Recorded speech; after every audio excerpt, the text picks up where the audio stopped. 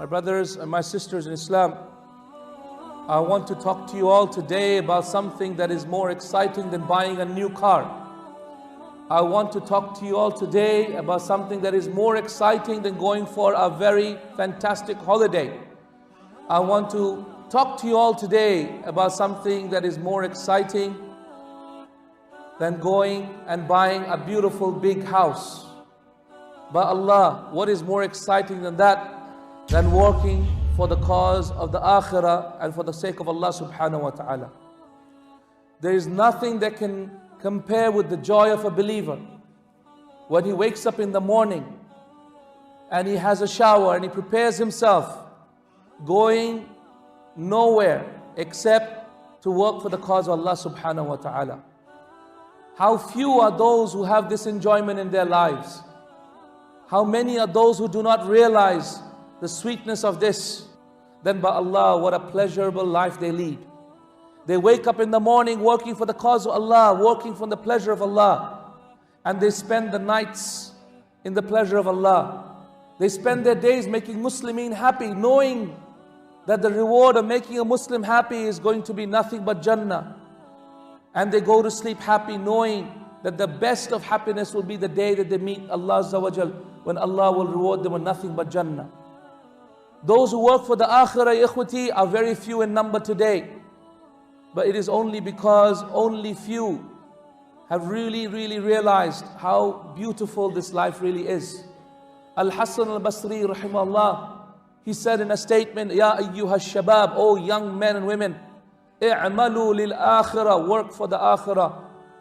For verily I found in my life that anyone who works for the akhirah, Allah also gives him the dunya.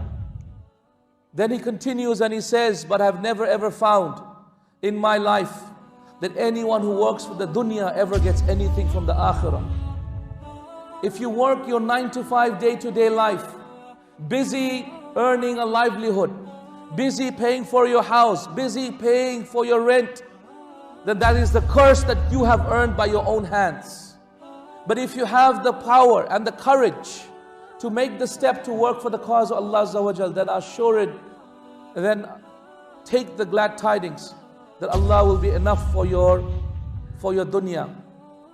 When I used to live in Australia as a medical doctor, I used to earn a good income as a medical doctor, being a senior registrar in the emergency department in Gold Coast Hospital. But my life was after money. I went from job to job, earning more money to more money. And wallahi, as more money came in, my needs went up. Suddenly we needed a new car. Suddenly we needed a second car. Suddenly the children had to go to from public schools to private schools. Suddenly we needed to live in a better home. Suddenly we needed to go for a more expensive holiday. Suddenly all that extra money went away. And when it came for Hajj, I didn't have extra money to go for Hajj. When it came to take my family for Umrah, I had no extra money. When it came for Sadaqah in Ramadan, I had nothing but Zakat to give. Ya ikhwati, don't lead such a life. It is a cursed life. Don't lead such a life. I can tell you, as a doctor, I earn far more than many people make in their own jobs. But it's a cursed life because your needs go up at the same time. But rather work for the akhirah, ya ikhwati. Even if less comes to you, your needs will be less and your contentment is far more. Who is there that can compare to the contentment of a slave of Allah Azza wa Jal when he works for the akhirah, being free of the needs of this dunya? Who is there that can compare to the contentment and the love between a husband and wife that is helping each other to work for the akhirah, when their needs are less and their happiness in their hearts are more? Who is there that can compare with this, ikhwati? No one can.